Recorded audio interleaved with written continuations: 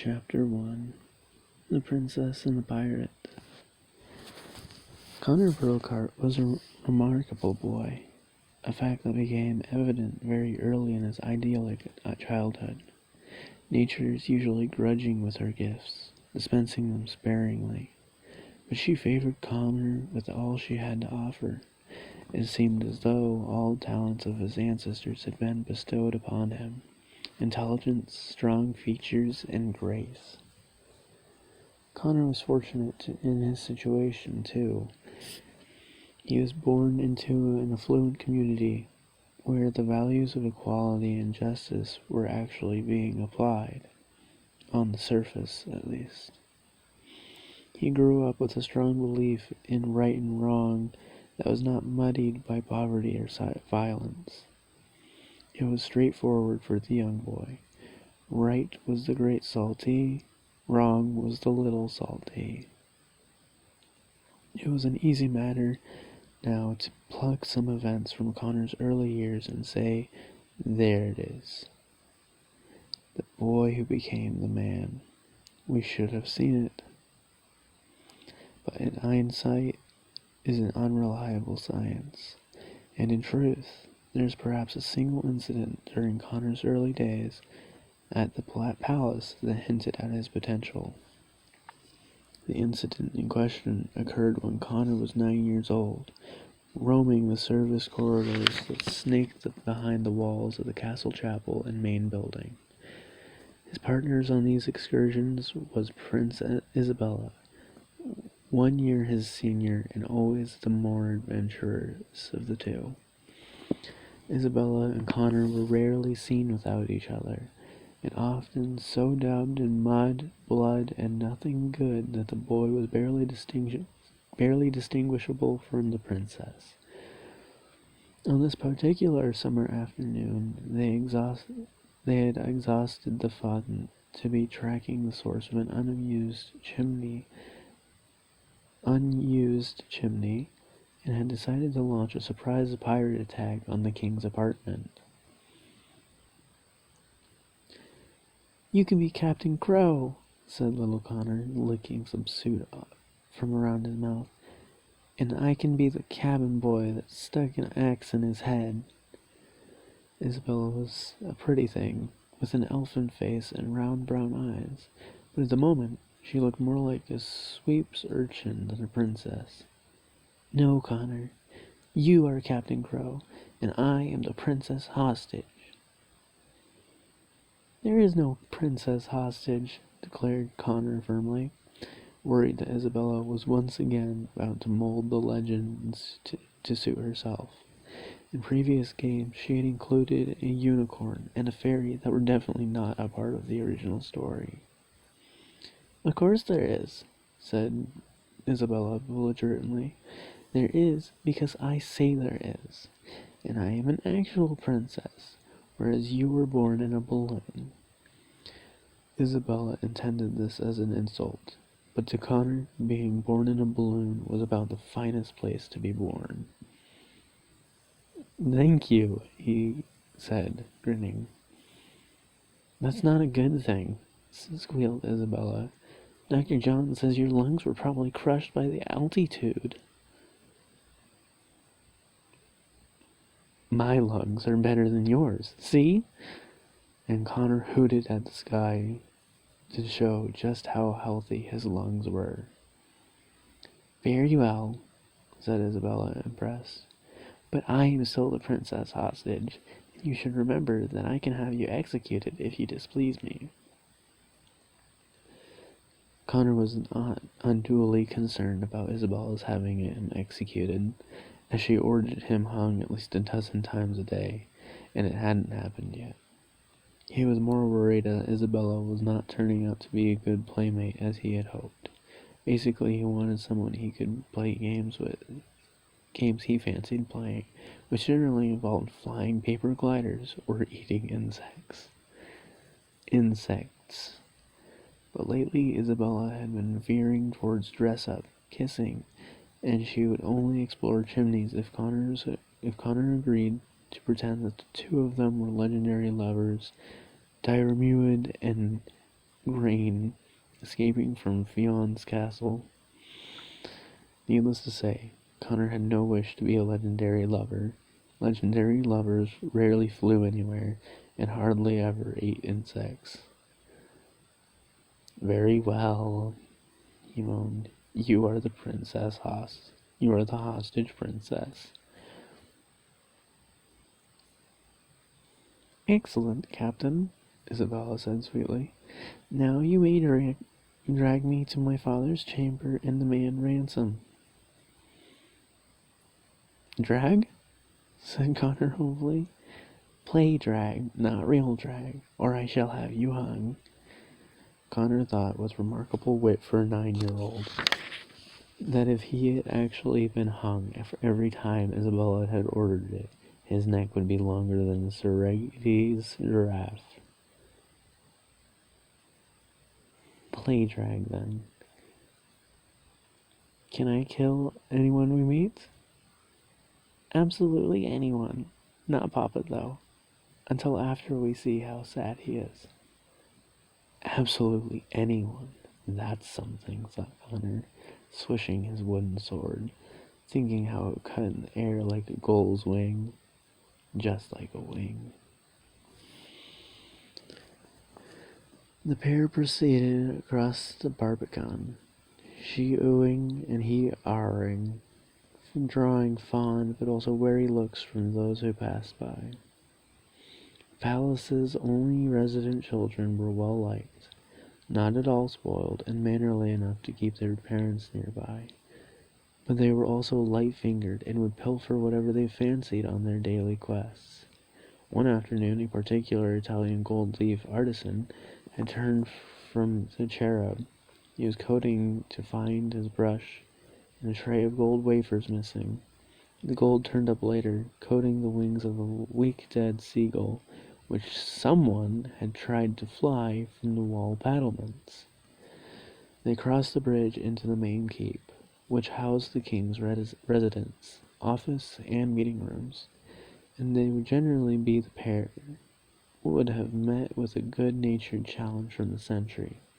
But the king himself had just leaned out the window and sent the fellow running to catch a Wexford boat and put 10 shillings on the horse he fancied in the Curracloe beach races. The palace had been a telephone system, but there was no wires to the shore yet, and booking agents on the mainland refused to take bets over semaphore. For 2 minutes only, much to Princess and Pirate's delight, the main keep was unguarded. They strode in though they owned as if they owned the castle. Of course, in real life, I do own the castle, confided Isabella, never missing a chance to remind Connor of her exalted position. Arr, said Connor, and meant it.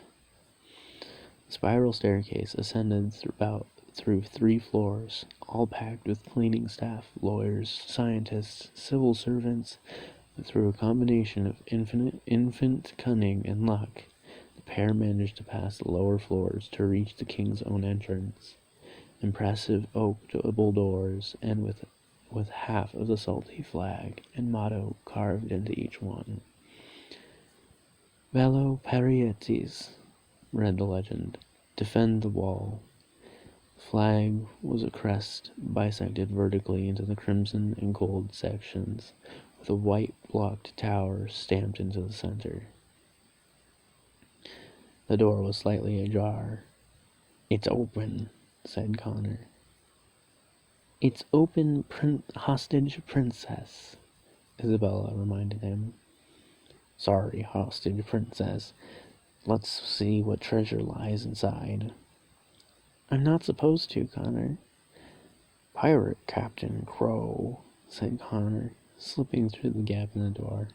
As usual, Nicholas's apartment was littered with remains of dozen experiments. There was a cannibalized dynamo on the hearth rug, the copper wiring strands protruding from its belly. That's a sea creature, and those are its guts, said Connor with relish. "Oh, you foul pirate," said Isabella. "Stop your smiling, then. If I'm a foul pirate, hostages are supposed to weep and wail." In the fireplace itself were jars of mercury, experimental fuels. Nicholas refused to allow his staff to move them downstairs. Too volatile, he complained. Anyway, a fire would only go up the chimney. Connor pointed to the jars. Bottles of poison, squeezed from a dragon's bum. One sniff and you vaporate. This sounded very possible, and Isabella wasn't sure whether to believe it or not. On the chase lounge, there are buckets of fertilizer, a couple of them gently steaming. "Also from a dragon's bum," intoned Connor wisely. Isabella tried to keep her scream behind her lips and shot out her nose instead. "It's fertilizer," said "It's fertilizer," said Connor, taking pity on her, "for making plants grow on the island." Isabella scowled at him. "You're being hanged on sundown. That's a princess's promise." The apartment was a land of twinklings and shinings for a couple of unsupervised children. A star-striped banner was draped over the shoulders of a stuffed black bear in the corner. A collection of prisms and lenses glinted from a wooden box closed at the cap at one end. TV books, and old and new, were piled high like columns of a ruined temple. Connor wandered these columns of knowledge, almost touching everything, but holding back, knowing that man's dreams should not be disturbed. Suddenly, he froze. There was something he should do. The chance might never come again. "I must capture the flag," he breathed. "That's what a pirate captain is supposed to do. Go to the roof so I can capture the flag and gloat." Capture the flag and goat? Gloat. Isabella stood on hips. "It's pronounced goat, idiot. You're supposed to be a princess. Insulting your subjects is not very princessy." Isabella was unrepentant. "Princesses do what they want anyway. We don't have a goat on the roof." Connor did not waste time arguing. There was no winning an argument with someone who could have you executed. He ran to the roof door, swishing his sword at imaginary troops. This door, too, was open. Incredible good fortune. On 100 previous occasions when Isabella and he had ambushed King Nicholas, every door in the place had been locked, and they had been warned by stern-faced parents never to venture onto the roof alone. It was a long way down. Connor thought about it. Parents, flag. Parents, flag. "Some pirate you are," sniffed Isabella, standing around there scratching herself with a toy sword. "Flag, then." "Arr! I'll go get the flag, hostage princess." And then, with his own voice, "Don't touch any of the experiments, Isabella, especially the bottles. Papa says that one day the king's going to blow the lot of us to hell and back with concoctions, so they must be dangerous." Connor went back up the stairs, before his nerve could fail him. It wasn't far, perhaps a dozen steps to the open air. He emerged on the confines of the turret stairwell onto the stone rooftop from the dark to light in half a second. The effect was breathtaking. Azure sky with clouds close enough to touch. "I was born in a place like this," thought Connor. "You are a special child," his mother told him at least once a day. You were born in the sky, and there will always be a place for you there. Connor believed that this was true. He had always felt happiest in high places, where others feared to go. He climbed on top of the parapet, holding tight to the flagpole. The world whirled around him, the orange sun hanging over Kilmore like a beacon. The sea glittered below him, more silver than blue, and the sky called to him as though he had actually were a bird. For a moment he was bewitched by the scene. Then the corner of the flag crept into his vision. "Arr," he thought, "you be the flag, pride of the Saltese." The flag, perfectly rectangular, crimson and gold, with its towers so white it glowed, held rigid by a bamboo frame so that the island's emblem would fly proud no matter what the weather. It struck Connor that he was actually standing on the rooftop of the very tower depicted by the flag. This might have caused a tug of patriotic pride in an older islander, but to a 9-year-old all it meant was that his image should be included on the flag. "I will draw myself on after I steal the flag," he decided. Isabella emerged onto the rooftop, blinking against the sunlight. "Come down from the parapet, Connor. We're playing pirates, not Bird Boy." Connor was aghast. "And leave the flag? Don't you understand?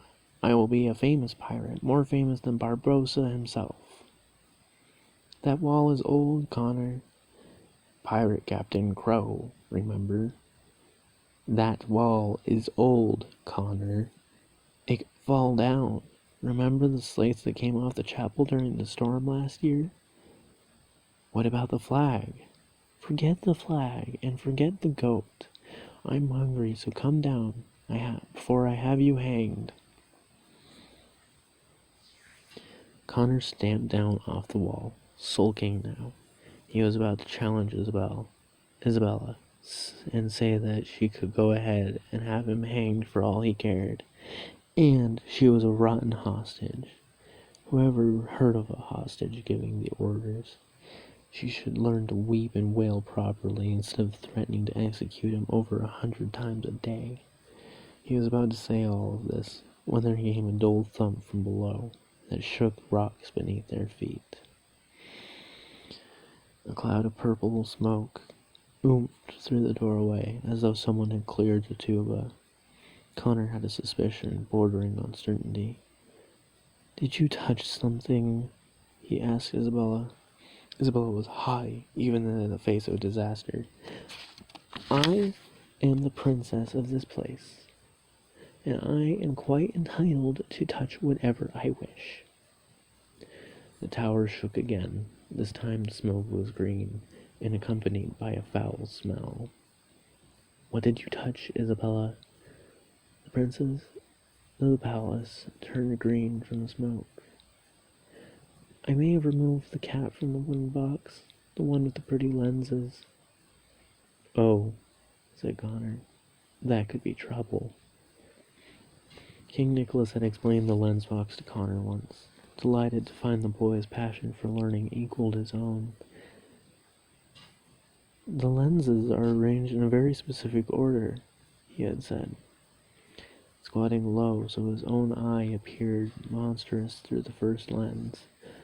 "So when I remove the cap and light comes in one end, it's concentrated by successive lenses until it can set paper alight at the other.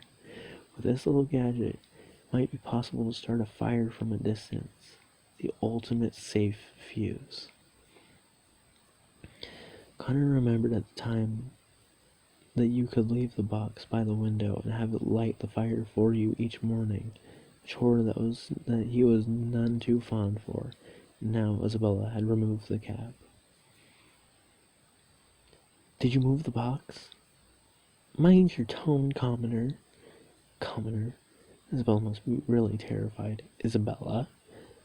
"I possibly placed it on the table by a window to see the colors passing through." Obviously, the device had caught the afternoon light, releasing the power of the lenses into the king's laboratory. With the fertilizer, jugs of fuel, and various explosive materials, the concentrated light had landed on something combustible. "We have to go," said Connor, all thoughts of Captain Crow forgotten.